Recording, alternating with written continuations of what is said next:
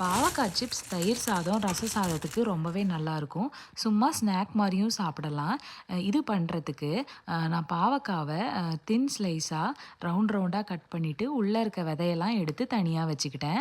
இன்னொரு பவுல்ல கடலை மாவு, அரிசி மாவு, மஞ்சள் தூள், மிளகாய் தூள், உப்பு, அப்புறம் லெமன் ஜூஸு, அப்புறம் தயிர் இதெல்லாம் சேர்த்துட்டு நல்லா மிக்ஸ் பண்ணிக்கிட்டேன். தேவைப்பட்டா கொஞ்சம் கொஞ்சம் லைட்டா தண்ணி தெளிச்சுட்டு, கெட்டியா இப்படி மிக்ஸ் பண்ணிவிட்டு அதுக்கப்புறம் கட் பண்ணி வச்சுருந்த பாவக்காயும் அதில் சேர்த்துட்டு நல்லா கலந்துக்கலாம். எண்ணெய் காஞ்ச உடனே போடலாம். அதை ஊற வைக்கணும் அப்படின்லாம் அவசியம் கிடையாது. பாவக்காவை உடனே போட்டுட்டு கலர் நல்லா மாறி வந்ததுக்கப்புறம் எடுத்து வச்சிடலாம். இதில் அரிசி மாவெல்லாம் சேர்த்ததுனால நல்லாவே மொறுமொறுனே இருக்கும்.